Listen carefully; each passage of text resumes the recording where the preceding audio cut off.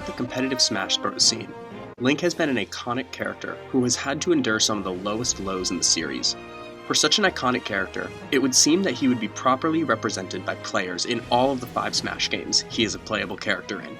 But that has not been the case. Whether it be Link's horrendous recovery, slow moves and speed, or poor matchups, it took Link about 20 years to find his proper placement in the upper half of a Smash games roster on the tier list. Link's placement through Smash history has been based on whether he can control the game in 3 major areas. He needs to be able to excel at zoning and throwing projectiles by manipulating his opponent's movement. He also needs to be able to excel at spacing with the Master Sword in the mid-ranged area, in order to punish the decisions of the opponents due to his projectiles. Finally, he needs to excel at the short range, so he can mix up his playstyle and be comfortable up close. When all 3 of these aspects in Link's games are great, he becomes a great character. In this video, Link's time throughout the Smash Bros. Series will be looked at. Today we'll be analyzing Link's moves, results, strengths, and weaknesses as we dive deep into Link as a Smash Bros. Fighter.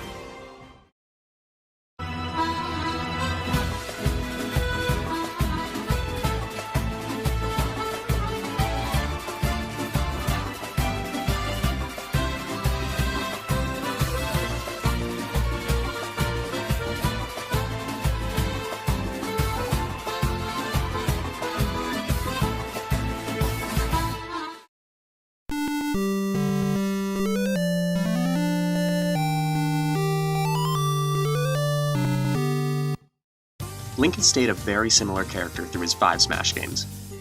He is an extremely versatile character who is able to excel at the short range, medium range, and long range, and can play as multiple different archetypes.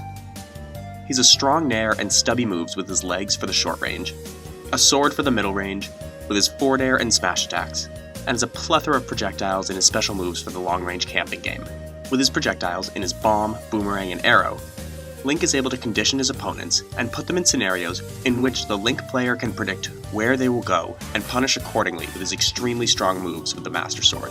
Link is able to control the game very well, as he has the ability to play aggressively, defensively, or with a mixture of both. He can cover multiple options and confuse the opponent, which allows him to stay in charge in the neutral and advantage state. His projectiles have become more and more useful over time, and have allowed Link to control the game in even more ways with the addition of his arrows and his remote bomb later on. Overall, Link is an extremely versatile character who is able to control the gameplay much better than most other characters, in the advantage state and on the stage in neutral state. Despite being able to control the neutral and advantage state very well, Link suffers greatly in the disadvantage state. On stage, he gets comboed for a long time due to his strong weight and lack of quick moves. In addition, there is a similar sentiment off stage due to his linear recovery with not very many mix-ups. While over time, the distance of his recovery has increased, throughout the series on average, it has been quite subpar as a recovery in general. On stage, while he can control the pace of the game, if he makes one mistake and allows the opponent to get in on him, he has very little tools to deal with the constant pressure when backed into a corner or his shield.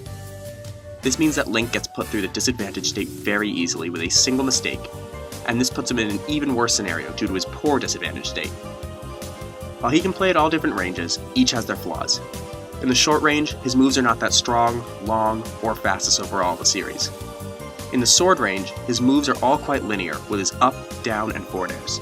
Finally, in the long range, Link's projectiles have a decent amount of startup and do not kill in general, and make Link need to go in to finish a stock, eventually putting himself at risk.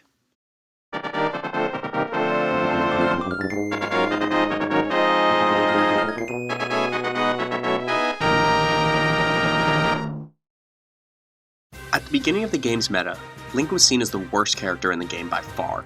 He was slow, both in the air and on the ground, had slow moves, which while strong, were rarely effective, had a defensive playstyle in a game which offense was key, had the worst recovery in a game by far, and maybe even in the series of Smash as a whole.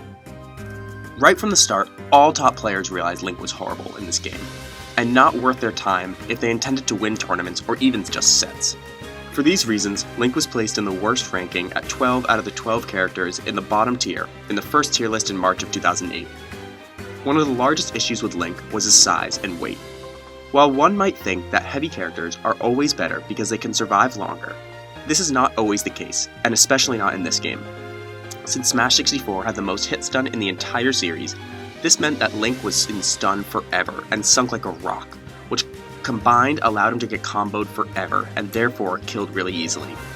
It was also very easy to start these combos on Link since a single 0 to death opening could be found on one slow, whiffed move of his, or just carefully maneuvering around his slow and predictable projectiles. While Link's projectile heavy game was not good in Smash 64, it was unique and gave opposing players a tough time figuring out just how to get around the oncoming attacks and hit Link, since it was not a playstyle they were very used to. He rose a single spot, beating out Samus in the second tier list in 2009, and stayed in the worst tier, now renamed C tier. For the same reasons, Link rose in the next tier list iteration, and tied Luigi at 10th and 11th at the same tier. This is not necessarily an improvement, but rather just a shifting of the list.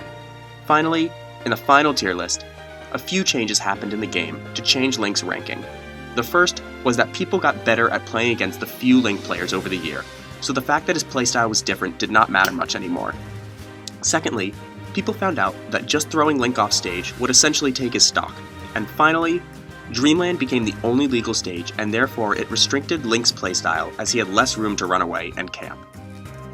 This resulted in Link being 11th in the final tier list in 2015. Currently, Link is very overlooked, but for a rightful reason. He just does not have the tools to compete. Sadly, since Link is not any good in Smash 64, he has very little results. However, he surprisingly does have some. There are a few nationally known Link players such as Sakiri, the second best Link in Japan, Hibishigo, the third best Link in Japan, and DSC, the 5th ranked player in Australia. These players have won some tournaments but have never done anything amazing with Link. In the best spot, it was Gyaki, the best Link player in the world, who placed well at Japanese tournaments such as a 5th at Snuza 2 and 2nd at Kansai 2017. The final player, who narrated the Link meta, was of course Isaiah, who could play with any character. He got a 2nd at Apex 2012, and got a 1st at FC Diamond 2007 and Beast 7 with Link. Overall, these players are attempting to bring Link out of the bottom tiers and show the world that he has something to work with.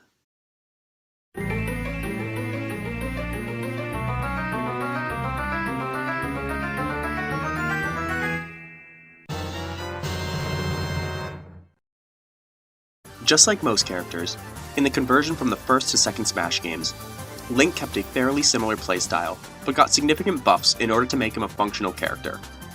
The main change to his overall character was the increased speed of all of his moves. This made most of Link's aerials and tilts usable now, such as his forward air.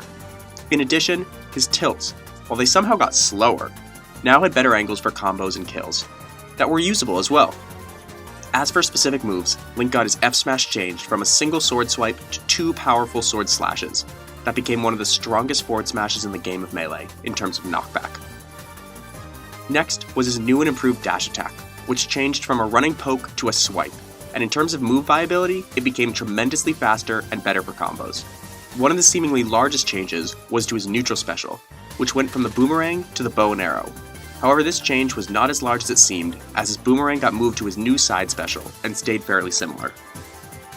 Link also had some changes to his characteristics, as well as global changes that affected him. First, the global changes did not particularly help Link overall. As a zoner character, and one who liked to play at distances, the increased speed of Melee, while it helped Link, assisted other faster characters a lot more. This meant that Link would be constantly oppressed by quick characters such as Fox, Falco, and Sheik. Furthermore, Link's aerials suffered from the changes to L cancelling, in which Link's 5 aerials got cancelled a lot slower comparatively to the rest of the cast. As for Link specifically changing, he did get a major buff to the weakest part of his Smash 64 game, his recovery. His up B, spin attack, got increased range by a lot, and gained a tether recovery as a new aspect in his second game, which allowed him to attach to the stage to recover from greater distances, and with more mix-ups. But maybe the most important help in Link's game was the addition of his new special move. Link went from only having a bomb and a boomerang as his projectiles, to now having the addition of the bow and arrow. This allowed him to use a quick and long-range projectile in the bow, an explosive ranged projectile and a strong one in the bomb, and a manipulative projectile in the boomerang.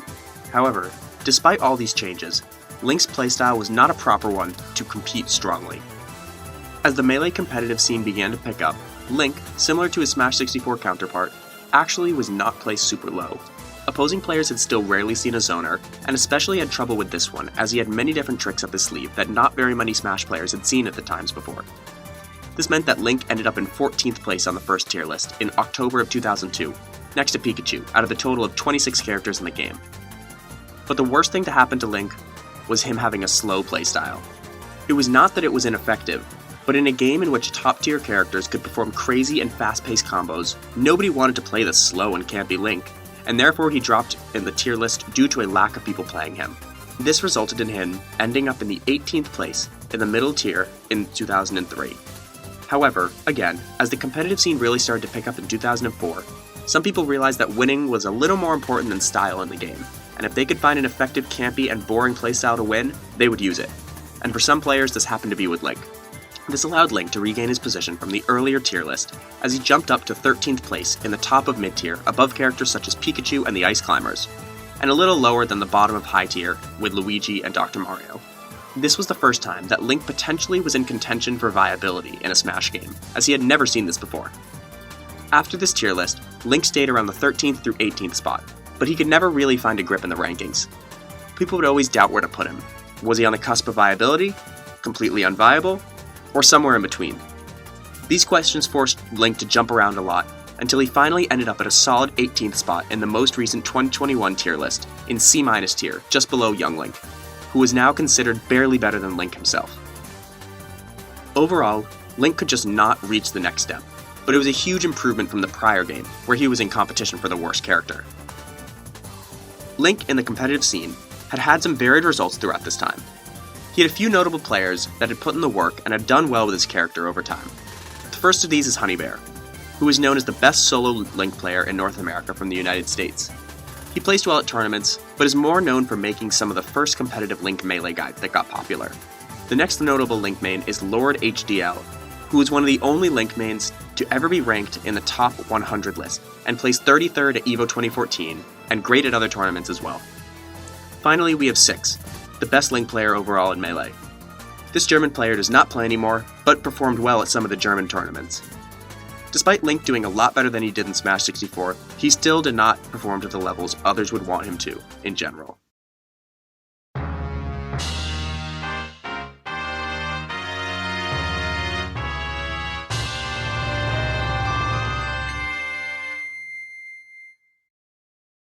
Brawl Link was actually very similar to Melee Link, in the sense of his moves at least. As for changes and differences, the only major one was with his side B, the Boomerang.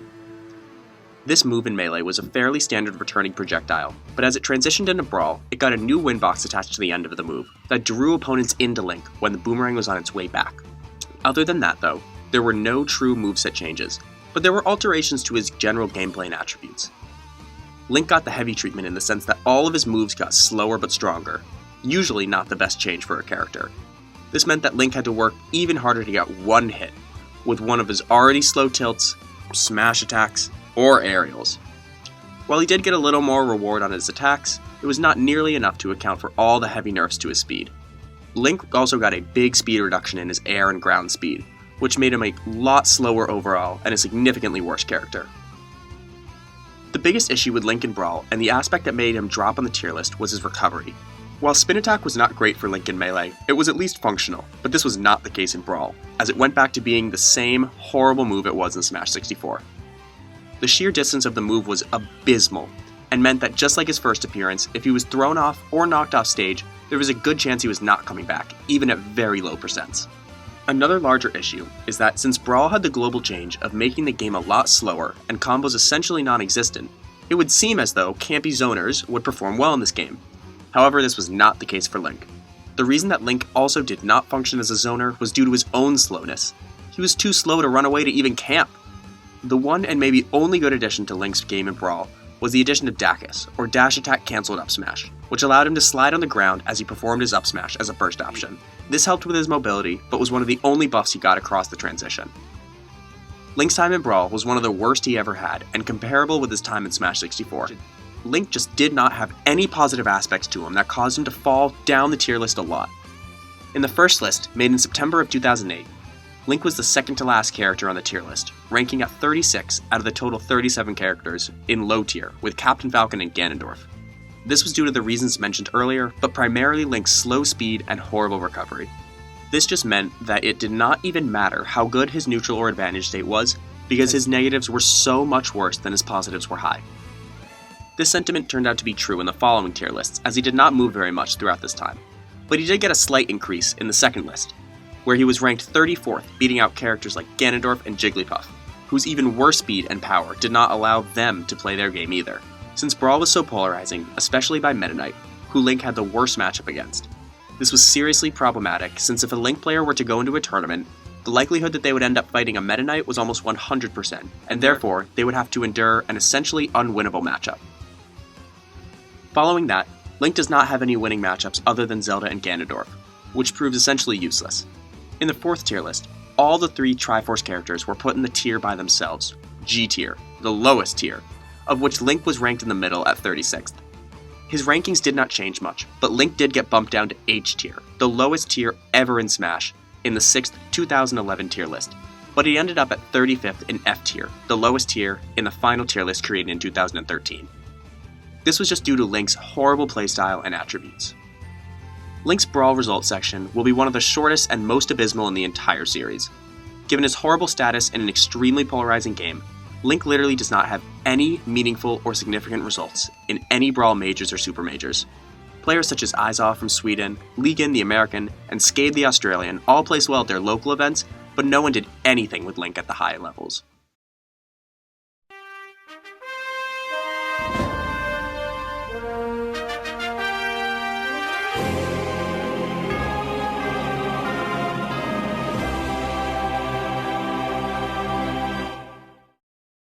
Link got only one alteration to his moveset in the switch from Brawl to Smash 4, and that was in the form of his dash attack. This, like most of Link's moves, followed in the slower but stronger direction that the character was headed in, as his overhead leaping slash had 12 startup frames, but did a ton more knockback. Other than his moveset, Link did have a few more general changes that improved him as a character. The first and most major change was that he had a spike added to his down air, which allowed for the addition of a better edgeguarding game overall.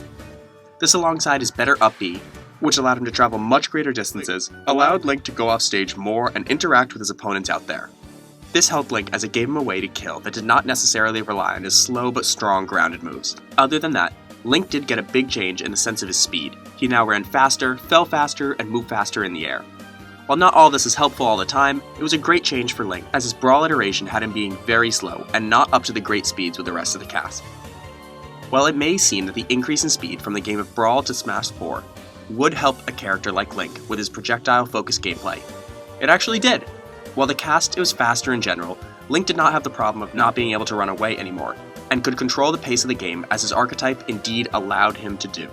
He could run away in camp with his multitude of projectiles, he could outrange people with his sword, and he could run in with his short but effective nair. One of the more helpful tools was the Windbox on Gale Boomerang, which let him pull opponents into Link's area, and gave him more of a way to manipulate them. The other major addition to Link's game was the rage mechanic that Smash 4 was so known for. This allowed Link to kill very early in the game and gave him a little boost in the tiers. At the beginning of the game's competitive life cycle, Link's placement in the Smash 4 tier list was not very certain, as people were nervous due to his Brawl counterpart and wanted to see what he could do in tournaments first. This gave rise to Link's first Smash 64 tier list placing in 2016 being in the G tier, in low tier, at 42nd out of the total of 56 characters, since Bayonetta and Corrin were not released yet. This low-ish placement was a lot better than his previous placements in other games, and was the best ranking Link had seen since Melee. This made Link players extremely happy, and encouraged them to give him another shot after Brawl. This sparked a lot of tournament results for Link, and it showed in his rankings over the next few years. In the third tier list created in March of 2017, almost a year after the first one, Link moved up in the rankings as he now sat at 39th place out of the now 58 characters, and was in D tier, low mid tier of this iteration of the Smash 4 tier list. This was a tremendous jump for Link. With the help of the best tournament players for his character, Link's results kept improving into the latter part of Smash 4 and caused him to be ranked 31st on the final tier list, and thanks to a top 3 placing at one of the most competitive tournaments in the history of Smash 4 coming out of nowhere. This increased the thoughts from the community on Link, and his interesting playstyle, and helped him in the rankings, but he was thought of overall as a mid-tier. The single best Link player, and the one who helped him rise in the rankings at the end of Smash 4's life cycle, was a Japanese player named T.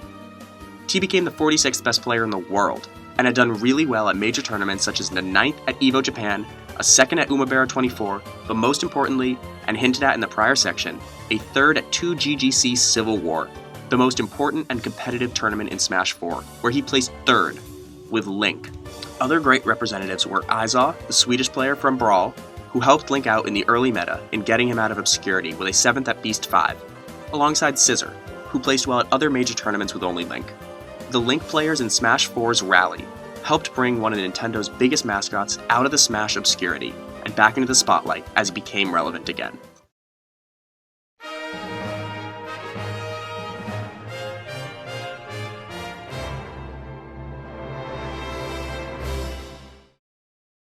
In the swap from Smash 4 to Ultimate, Link got a new style and a few new moves to accompany it. The first and largest change was to his down B, the Bomb, which became the Remote Bomb. This move now has Link pulling out a blue bomb, which is not on a timer explosive, like the previous version, but rather detonates remotely when Link presses down B again. This greatly helped in his ledge trapping and early percent combos, as well as at keeping stage control. His side B, the Boomerang, was next in his kit, as it went back to its Melee and Smash 64 appearance, in which there were no windbox. Link also had another major change to his grab, which used to be the hookshot and a tether grab, but it was now altered to just be a normal standard grab. Finally, the last and minor change was to his bow and arrow, in the sense that he can now use the move, pick up the arrow, and either throw it or string it together and fire a double arrow. While these changes may not seem big, they actually kind of redefined Link in this new Ultimate era.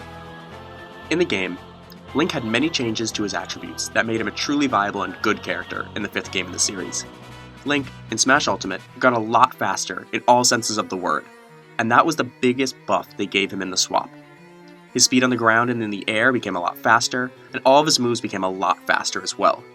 He kept the really strong power from before, but lost all of the slowness and startup frames, and ended up becoming a quick, strong zoner character, who can really play all sorts of archetypes extremely well.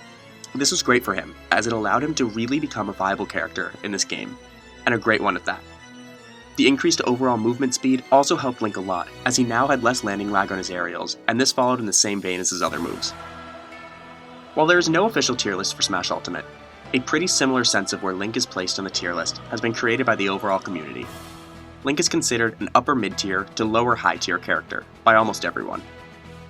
This is due to his ability to control the game with his super effective moves such as Nair and Remote Bomb. He can run in or stay back with ease and is very effective at doing both. His Remote Bomb helps him control the pace of the game, and his increased speed on the attacks combined with his incredible strength means that he only needs to hit the opponents a few times before they are sent flying. While he does not have the best combos and is not the fastest character on the ground, he still is a solid choice for a viable character in Ultimate, hence the community's pretty unanimous vote on where Link is placed in the tier list. This is the first time Link has ever been in the top half of a character pool, and is great as he gets true recognition and playtime by top players that he'd never truly got in any other games before this one. Results for Link in Smash Ultimate have been a lot more than he has seen in any other game. While the game overall is still young, Link mains have really put in the work and have found good placements at tournaments all over the world. While there are a bunch of Link mains, the most iconic one is T from Smash 4, who remained a Link player and was ranked 15th on the PGR for Smash Ultimate. He got a 5th at 2GGC Congo Saga, and had recorded wins over Dabuz, Mars, and Sakurai. He's one of the top players who is truly pushing the Link meta forward and will continue to do so now that offline tournaments are coming back.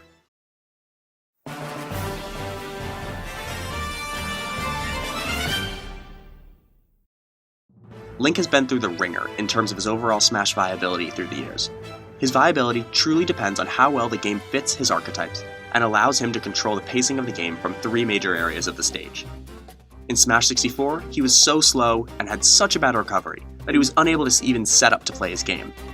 In Melee, he gained an increase in spin attack's height, but more importantly, great projectiles and a faster moveset, which allowed him to shoot up. This reversed in direction in Brawl, in which the slower game brought Link right back down to his Smash 64 woes with a horrible recovery and slow play style in a Meta Knight heavy game.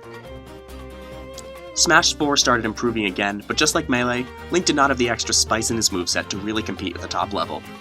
But this all changed in Ultimate, where Link is now a solid character and is able to control the pace of the game well.